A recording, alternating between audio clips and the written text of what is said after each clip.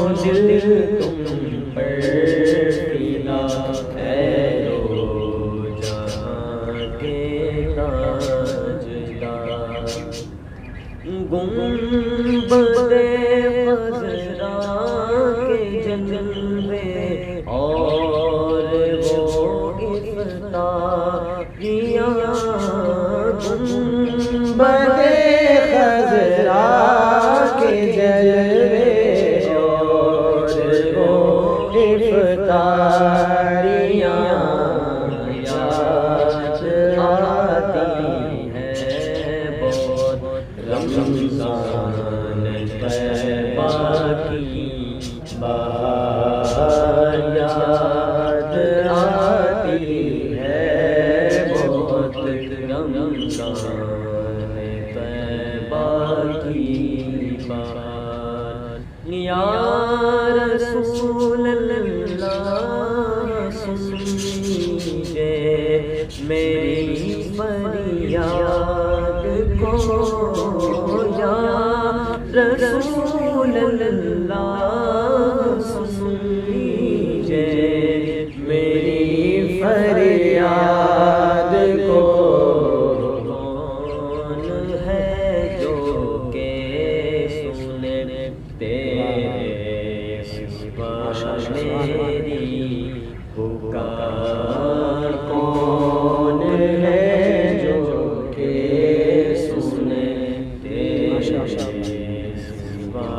मेरी पुकार हो करम सरकार अब तो गए हम बेशुमार। सुभान अल्लाह, माशाअल्लाह।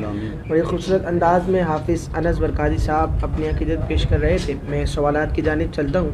अल्लामा साहब, मौजज़े की डेफिनेशन भी बयान कीजिएगा और ये भी बयान कीजिएगा कि अगर मौजज़ा किसी गैर नबी से सादिर हो जाए तो आया उसको भी मौजज़ा कहा जाएगा या नहीं? अऊज़ु बिल्लाहि मिनश शैतानिर रजीम, बिस्मिल्लाहिर रहमानिर रहीम। या अय्युहन्नासु क़द जाअकुम बुरहानुम मिर रब्बिकुम सदक़ल्लाहुल अज़ीम व सदक़ रसूलुहुन नबियुल करीमुल अमीन। तुई तस्कीन दिल आराम जान सब्रो क़रार मन रुख़े पुर नूर जाने बेकरारम या रसूल अल्लाह। देखिए, मौजज़े की तारीफ़ ये है कि एक नबी का अपनी नबुव्वत के सदाकत के लिए, यानी कि वो सच्चा नबी है, इस बात की दलील के लिए कोई ऐसा फ़ैल करना, कोई ऐसा अमल करना कि जो सामने वाला करने से आजिज़ हो, करने से उसका इख्तियार ना हो, उस अमल को करने में, इसको मौजज़ा कहा जाता है। कि अगर कोई नबी है और वो अपनी नबी की सदाकत के लिए जो बातिल है, जो काफिर, उनके सामने कोई ऐसा अमल करे कि काफिर और जो बातिल हैं वो अमल बजा ला ना सकते हों, तो उस अमल को मौजज़ा कहते।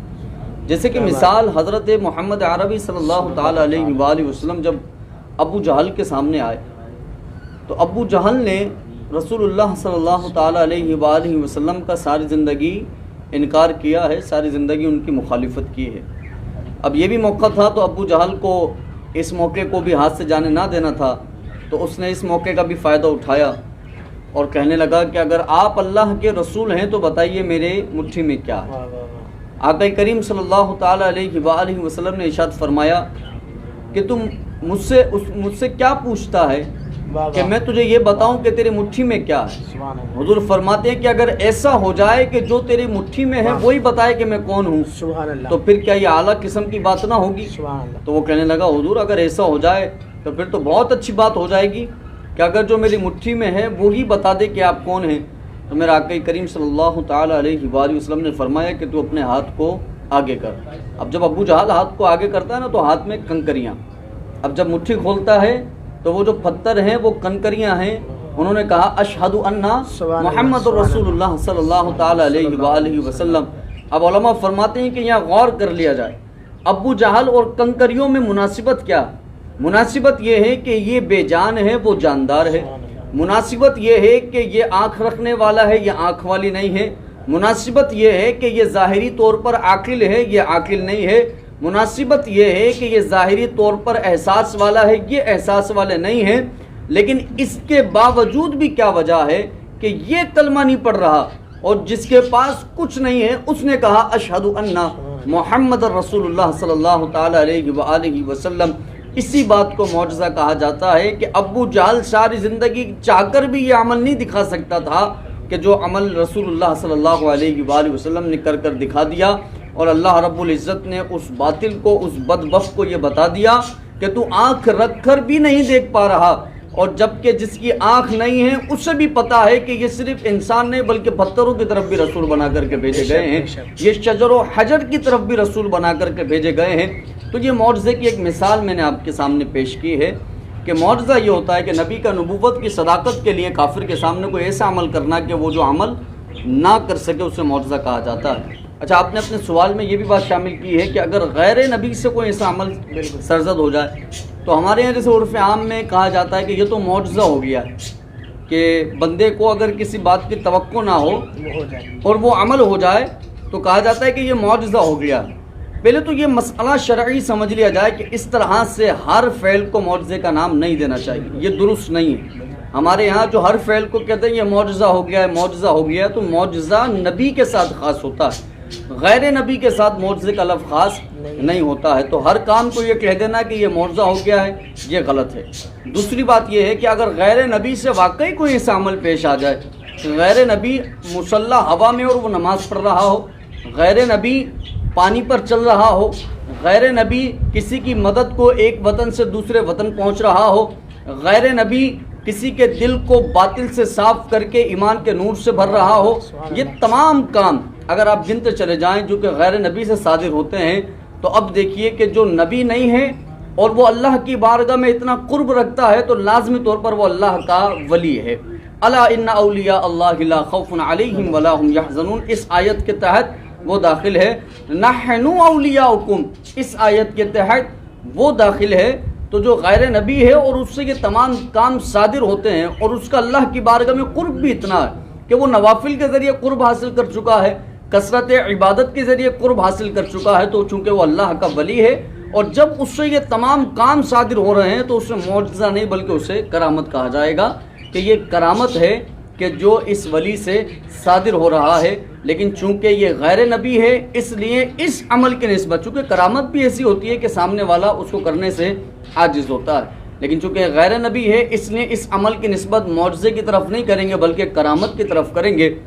तो अगर कोई ऐसा फ़ेल कि जो गैर नबी से सरजद हो जाए और वो गैर नबी, ये भी याद रखिएगा। अच्छा, बाज़ लोग इसको भी गलत ले जाते हैं कि देखिए हवा में चलना या पानी, हवा में उड़ना या पानी पे चलना या फिर कोई दूसरा काम कर देना ये जादू के ज़रिए भी हो जाता है। और हमारे यहाँ कुछ जोहला ऐसे होते हैं जो आला किस्म के फासिक होते हैं, फाजिर होते हैं, यहाँ तक कि उनके जिस्मों से बदबू आ रही होती है, लेकिन जादू के ज़रिए वो लोगों को बेवकूफ़ बना दिया करते हैं, बहका दिया करते हैं, कोई ऐसा अमल कर दिया करते हैं, आंखों पे ऐसा जादू कर दिया करते हैं कि हमारी आंख जो देखना चाहती है वो हमें दिखा रहे होते हैं। अब बंदा क्या कहता है, ये भी अल्लाह का वली है, ये करामत हो चुकी है, ये भी अल्लाह की बारगाह में बड़ा पहुंचा हुआ है। तो देखिएगा कि जादू के ज़रिए अगर कोई इस तरह के अमल कर रहा हो तो उसको करामत नहीं कहते हैं। हाँ, कि जो अल्लाह की बारगाह में कुर्ब रख चुका हो, नवाफिल के ज़रिए अल्लाह की बारगाह में कुर्ब रख चुका हो, कसरत कुरान की तिलावत के ज़रिए अल्लाह की बारगाह में कुर्ब रख चुका हो, फ़राइज़ वाजिबात की सुन्नत मुअक्कदा की कमा हक़्क़ुहु अदायगी की वजह से,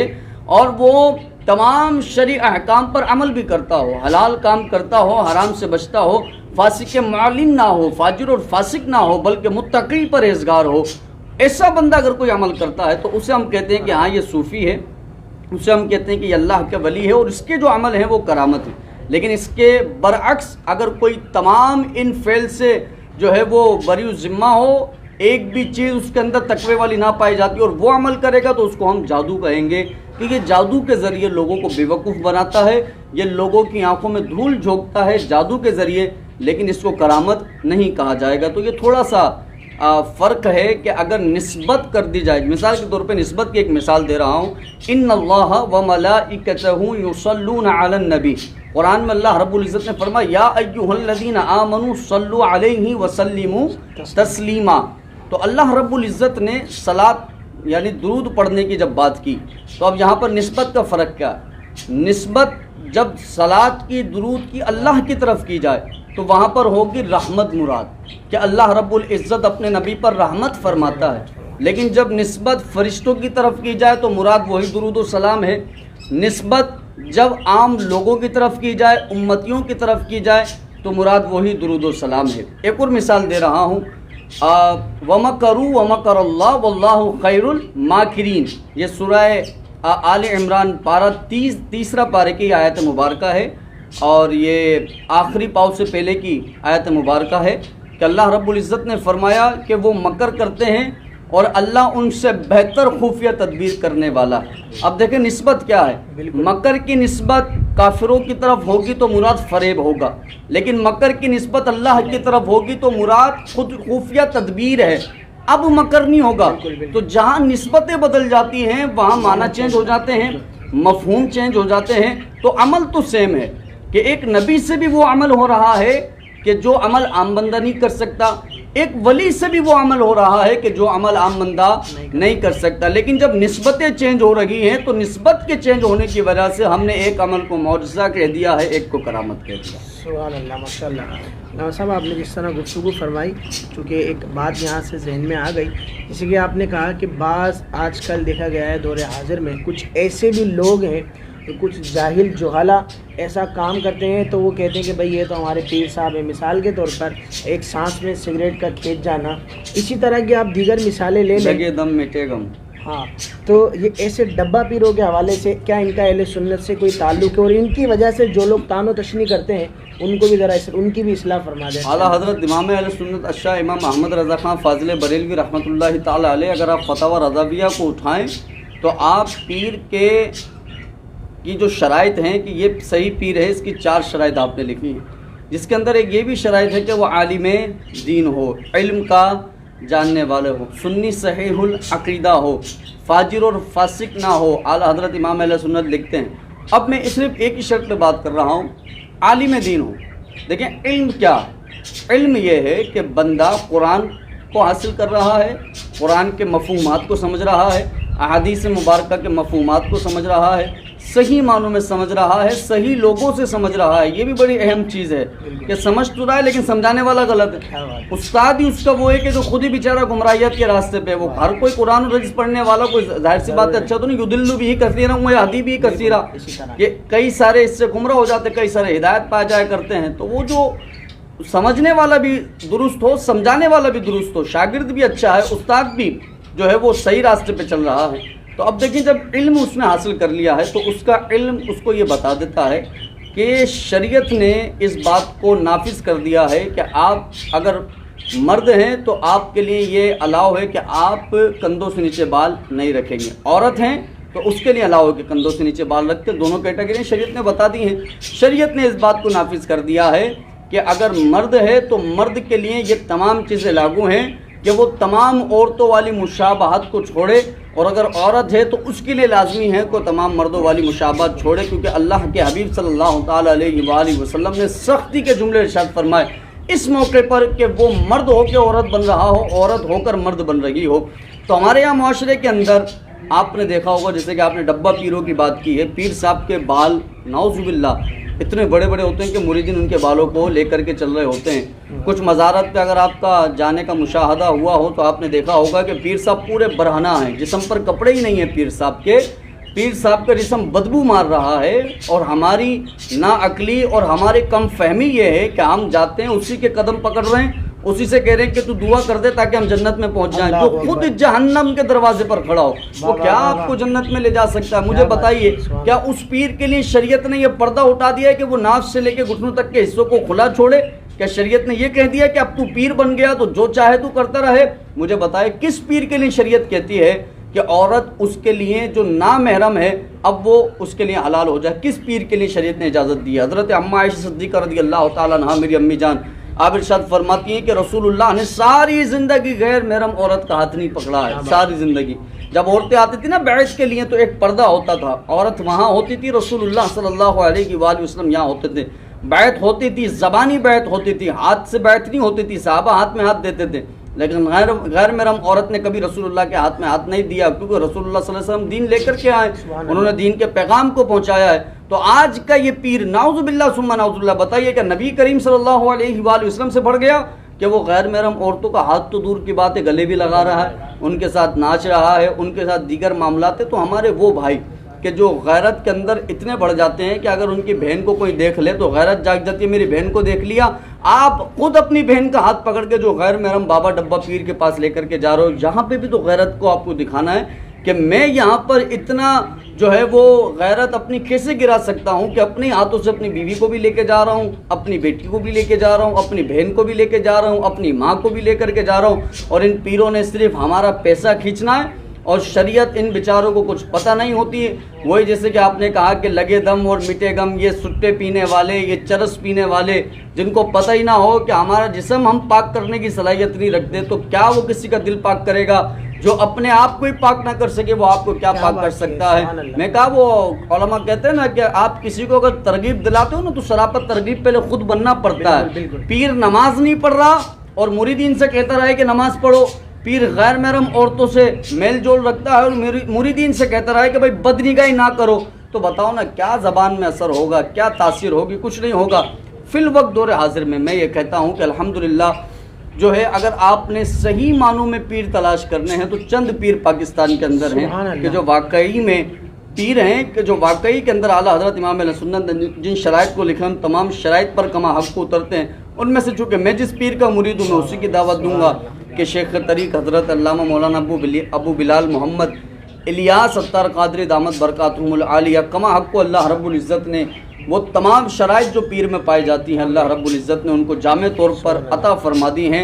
और ऐसा नहीं है सिर्फ उनको अता नहीं फरमाई बल्कि अल्लाह ने उनके सदके कई एक को विलायत का ताज अता फरमा दिया है, कई एक को विलायत का ताज अता फरमाया उनके सदके। और ये बात चूँकि ऐसी नहीं है कि कोई इस बात पर ऑब्जेक्शन करे कि मैं झूठ बोल रहा हूँ, इसलिए क्योंकि जो बात इतनी लोगों में मशहूर हो जाए कि जो तवातुर से साबित हो जाए उसका इनकार फिर कोई नहीं कर सकता। अल्हम्दुलिल्लाह ये तवातुर वाली बात है जो साबित है। तो आपने अच्छी तवज्जो दिलाई है, लोगों को इन पीरों से बचना चाहिए, उन पीरों के हाथ में हाथ दें कि जो वाकई राह निजात पर खुद भी खड़े हैं और राह निजात पर चलना भी जानते हैं, अपने मुरीदों को राह निजात पर चलाना भी जानते हैं। उनके हाथ में हाथ देंगे तो ही दुनिया में भी कामयाबी है, आखिरत में भी कामयाबी। माशाल्लाह सुभान अल्लाह, बड़ी खूबसूरत अंदाज से अल्लामा साहब ने गुफ्तगू फरमाई। और एक बात याद रखिएगा कि जो ऐसे डब्बा पीर हैं कि जिन्हें अपनी पाकी का ही नहीं पता वो क्या दूसरों को पाक करेंगे, तो उनका अहले सुन्नत वल जमात से कोई ताल्लुक़ नहीं है, उनका हमारे इस मसलक से, मसलक के आला हज़रत से कोई ताल्लुक़ नहीं। लिहाजा जो इनको पकड़कर इनके ज़रिए से हम पर जो है वो ताना जनी करते हैं उन्हें अकल के नाखून लेना चाहिए, उन्हें आला हज़रत को पढ़ना चाहिए कि मेरे इमाम ने जो शराइत लिखी हैं वो क्या शराइत हैं एक पीर के लिए, क्या शराइत होनी चाहिए एक वली के लिए। जैसे कि अल्लामा साहब ने भी जिक्र फरमाया, मेरे शेख किबला अमीर अहले सुन्नत आपके अंदर वो तमाम औसाफ, तमाम वस्फ मुकम्मल तौर पर, कामिल तौर पर पाए जाते हैं जो आला हज़रत ने जिक्र फरमाए कि यार बाप के कहने पर आज बेटा नमाज नहीं पढ़ता, कुर्बान जाइए मेरे शेख पर, मेरे शेख की एक ज़बान पर, एक बात पर, एक अल्फाज पर लोग दाढ़ियाँ रख लेते हैं। सिंगर्स तौबा कर कर जो है नातखा बन जाते हैं। बहुत से ऐसे कॉमेडियन हैं जो अपनी इस फील्ड को छोड़कर इस फील्ड में आ जाते हैं, जो है ना दावत इस्लामी के माहौल के अंदर आ जाते हैं। तो यकीनन ज़बान में तासीर होती है तो जब भी जाके दिल में बात उतरती है। वो कहते हैं ना कि अल्लाह अल्लाह किए जाने से अल्लाह ना मिले, ये अल्लाह वाले हैं जो अल्लाह से मिला देते हैं। तो उन्हें खौफ करना चाहिए कब्र का भी और आखिरत का भी। लिहाजा जो ऐसे सच्चे लोगों पर ताना जनी करते हैं, इन बेवकूफ़ों, इन जुहला को पकड़कर हम पर ताना जनी करते हैं, अल्लाह तबारक व तआला उन्हें अक्ल सलीम अता फरमाए। मैं अपने मौजू की तरफ आता हूँ। अल्लामा साहब जैसे कि मौज़े के हवाले से हमारी गुफ्तगू हो रही थी तो आका अलैहिस्सलाम के चंद मौज़ात पर भी आप जिक्र फरमा दें। देखिए अल्लाह रब्बुल इज़्ज़त ने आक़ा करीम सल्लल्लाहु ताला अलैहि वसल्लम को क्या क्या मौजज़े अता फरमाए हैं, मैं उनका बयान तो नहीं कर सकता, लेकिन मैं आपको इस मिसाल से समझा रहा हूँ कि अल्लाह रब्बुल इज़्ज़त ने हज़रत दाऊद अलैहिस्सलाम को ये मौजज़ा अता फरमाया था कि आप जब लोहे को पकड़ते थे ना तो उसको रुई की तरह नरम कर देते थे। आपका ये बिज़नेस भी था कि आप उस लोहे से जो चाहते थे बना लिया करते थे, ये मौजज़ा था। आवाज़ में वो हुस्न अता फरमाया था हज़रत दाऊद अलैहिस्सलाम की कि जब आप गुनगुनाते थे तो परिंदे भी आपकी आवाज़ पर मदहोश हो जाया करते थे। ये मौजज़ा है हज़रत दाऊद अलैहिस्सलाम का। जब हज़रत मूसा अलैहिस्सलाम को मौजज़ात दिए तो एक असा मुबारक दिया और उस असे के ज़रिए कई एक मौजज़ात अल्लाह ने हज़रत मूसा अलैहिस्सलाम को अता फरमाए। रोशन हाथ अता फरमाए हज़रत मूसा को। हज़रत ईसा अलैहिस्सलाम माँ के पेट से जो अंधा हो उसे आँखें दे देते हैं, कुरान की आयत मुबारक भी है ना इस पर।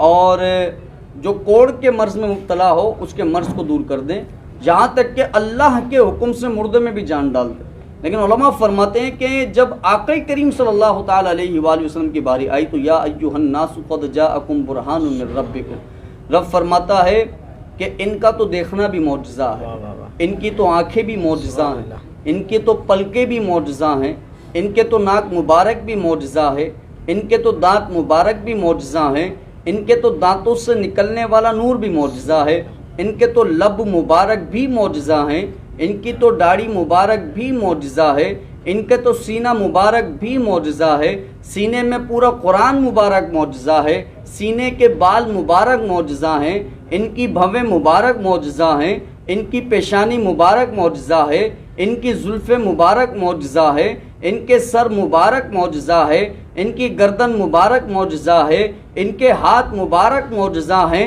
हाथों से निकलने वाला हुदैबिया में पानी मौजज़ा है, हाथ ऊपर हो जाए तो चांद को तोड़ देना मौजज़ा है, नमाज कज़ा हो जाए तो सूरज को पलटा देना मौजज़ा है, इनका तो उठना भी मौजज़ा है, इनका तो बैठना भी मौजज़ा है, इनका तो चलना भी मौजज़ा है, इनका तो बोलना भी मौजज़ा है, इनकी तो ज़बान अतहर भी मौजज़ा है, ज़बान से निकलने वाला कुरान भी मौजज़ा है, इनकी ज़बान से निकलने वाला हर अल्फाज मौजज़ा है, इनके तो कान मुबारक भी मौजज़ा हैं, कानों से सुनना भी मौजज़ा है, इनकी तो पिंडली मुबारक भी मौजज़ा है, इनके तो नाखून मुबारक भी मौजज़ा है, इनके तो कदम मुबारक भी मौजज़ा है, कदम के तलवे मुबारक भी मौजज़ा हैं, इनके तो सातों आसमान अबूर करना मौजज़ा है, सिदरतुल मुंतहा पहुँचना मौजज़ा है, इनका तो लामकां पहुँचना मौजज़ा है, आँख खोल के रब का दीदार करना मौजज़ा है, मा ज़ागल बसरु व मा तगा, दीदार भी ऐसा कि ना आँख झपकती है ना बंद होती है, ये भी मौजज़ा है। तो उलमा फरमाते हैं जब आका की बात आए तो हर नबी को कुछ ना कुछ मौजज़े दिए, रसूलुल्लाह को सर से लेके पाँव तक सरापे मौजज़ा बना करके भेजा है। ऐसे मौजज़े रसूलुल्लाह को अता फरमाए हैं कि आका करीम सल्लल्लाहु ताला अलैहि वसल्लम, हुजूर सल्लल्लाहु अलैहि वसल्लम की अगर खुशबू की बात की जाए तो हज़रत जाबिर इब्न अब्दुल्ला रज़ियल्लाहु अन्हुमा इरशाद फरमाते हैं कि रसूलुल्लाह सल्लल्लाहु अलैहि वसल्लम अगर हमारे दरमियान से उठकर चले जाते और कोई शख्स रसूलुल्लाह सल्लल्लाहु अलैहि वसल्लम को तलाश करने के लिए जाता तो फरमाते हैं कि रास्ते की खुशबू बता देती थी कि रसूलुल्लाह का गुज़र यहाँ से हुआ है, रास्ते साफ बताते हैं कि आप आते हैं, हम तो महफिल को सजाते हैं कि आप आते हैं, रास्ते की खुशबू बताती थी कि रसूलुल्लाह का गुज़र यहाँ से हुआ है। एक साहबी रसूल का वाक़या बड़े शानदार है, हज़रत उतबा बिन इब्न फ़रखत रज़ियल्लाहु ताला अन्हु, आपकी 4 शादियाँ हैं और आप फरमाते हैं कि जब मैं अपने घर आता था तो मेरी बीवियाँ बड़ी परेशान हो जाती थीं कि हमारा घर सारा का सारा खुशबू से महक जाता है, जबकि वो चारों बीवियाँ भी मक्के मदीने की आला किस्म की खुशबुओं का इस्तेमाल करती थी। एक दिन उन्होंने चारों ने हज़रत उतबा इब्न फ़रखत रज़ियल्लाहु अन्हु को बिठाया और पूछा कि आप बताइए आखिर आप किस खुशबू का इस्तेमाल करते हैं। तो आपने फरमाया कि अल्लाह की कसम है मैंने आज तक किसी खुशबू का इस्तेमाल ही नहीं किया। तो फरमाती हैं कि फिर ये बताइए कि आप जब आते हैं ना तो हमारे घर की दरो दीवार आपकी खुशबू से महक उठते हैं। तो हज़रत उतबा बिन फ़रखत रज़ियल्लाहु ताला अन्हु इरशाद फरमाते हैं बात दरअसल ये है कि मैं एक मरतबा बीमार हुआ तो रसूलुल्लाह के पास पहुँचा, हुजूर सल्लल्लाहु ताला अलैहि वसल्लम से मैंने अर्ज़ की हुजूर आपके सहाबी उतबा के जिस्म पर दाने निकल गए।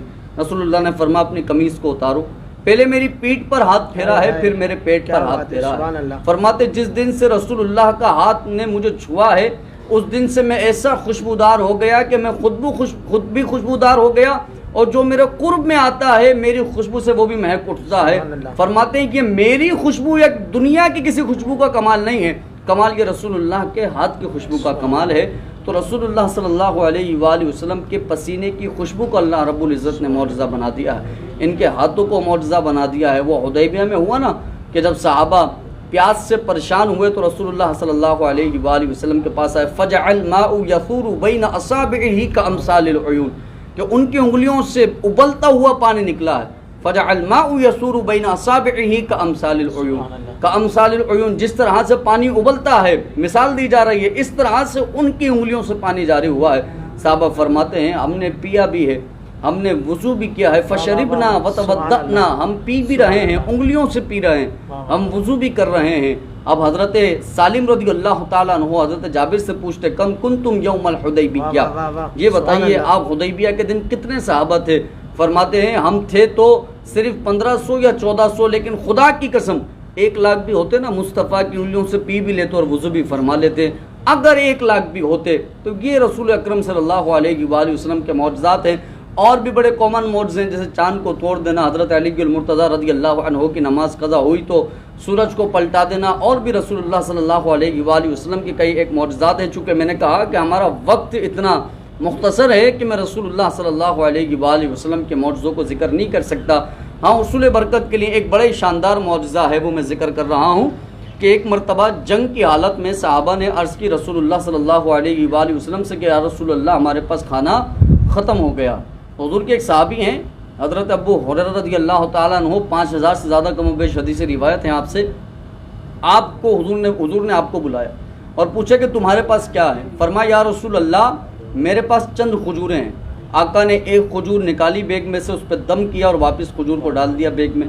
इस तरह सारी खजूरों पर दम किया और फरमाया उदउ फुलानन, बुला फुला को कि जो तुझसे भूख की शिकायत कर रहा था। हज़रत अबू हुरैरा फरमाते हैं कि मैंने उनको बुलाया और हाथ डालता उनको अता कर देता। फरमाते यहाँ तक कि सारे लश्कर ने खा लिया है, मैं खजूरें निकाले जा रहा हूँ और अता कर रहा हूँ। अबू हुरैरा फरमाते मैं खजूरें गिनी भी थी मैंने, वो 21 खजूरें थी, लेकिन मैं हाथ डालता हूँ, लश्कर को देता हूँ, वो खाते हैं, पेट भर जाता है। आप फरमाते हैं कि जब तक मैं रसूलुल्लाह सल्लल्लाहु अलैहि वसल्लम ज़ाहिरी तौर पर हयात रहे, मेरा ये मामूल था, जब भूख लगती थी हाथ डालता था, खाता था, खुद भी खाता था, दूसरों को भी खिलाता था। फरमाते अबू बकर सिद्दीक का ज़माना आ गया, मेरा ये मामूल है कि मैं हाथ डालता हूँ, खजूर निकालता हूँ, खुद भी खाता हूँ, दूसरों को भी खिलाता हूँ। 2 साल तक दौर खिलाफत रहा हज़रत अबू बकर सिद्दीक का।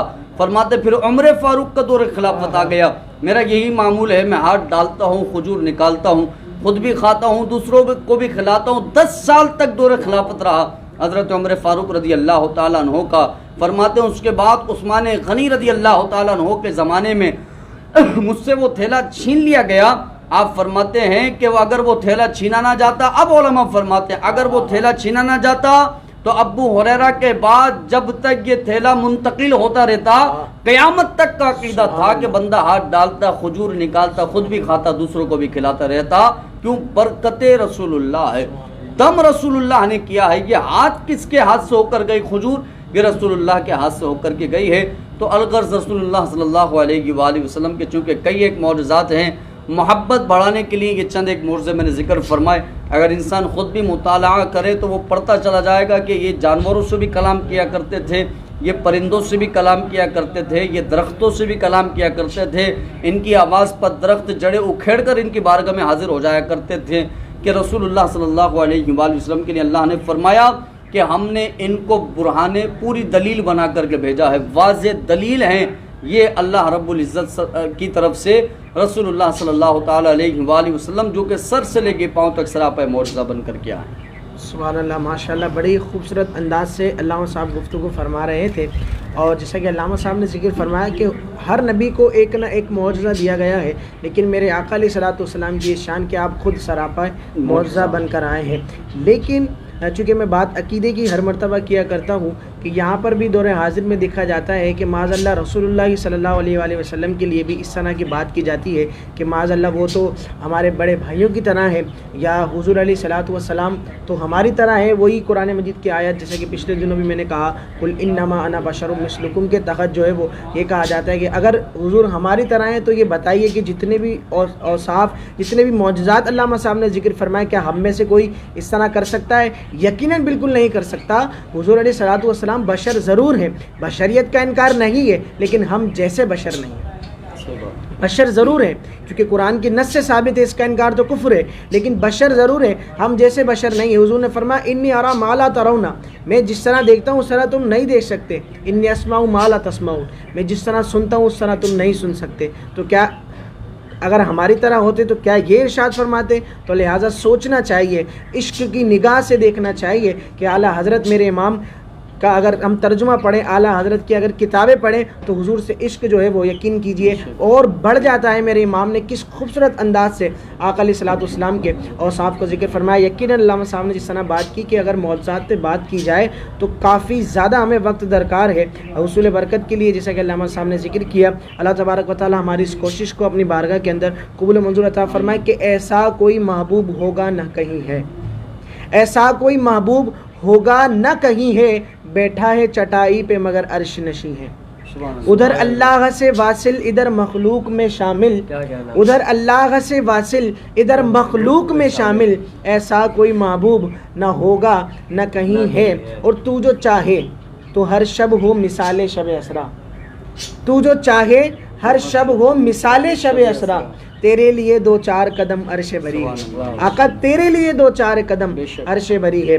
उन्हीं आका अलैहिस्सलाम की बारगाह में अपनी अक़ीदत पेश करने के लिए मैं गुजारिश करता हूँ हाफिज़ अनस बरकाती साहब से कि आका अलैहिस्सलाम की बारगाह में नाते रसूल मकबूल का नजराना पेश करें। सल्लल्लाहु अलैहि या रसूलल्लाह वसल्लम अलैका या हबीबल्लाह। उनका मंगता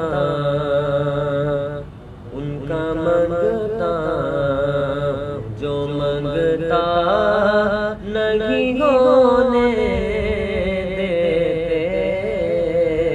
उनका मंगता मैं, उनका मंगता जो मंगता नहीं होने देते। मेरे आका मुझे रुसवा नहीं होने देते। उनका मंगता मेरे हर ऐब की करते हैं वो पर्दा पोशी। मेरे हर ऐब की करते हैं वो पर्दा पोशी। मेरे जुर्मों का तमाशा नहीं होने देते। मेरे जुर्मों का तमाशा नहीं होने देते। उनका मंगता अपने मंगतों की वो फहरिस्त में रखते हैं मुझे। अपने मंगतों की वो फहरिस्त में रखते हैं मुझे। मुझको मोहताज किसी का नहीं होने देते। मुझको मोहताज किसी का नहीं होने देते। उनका मंगता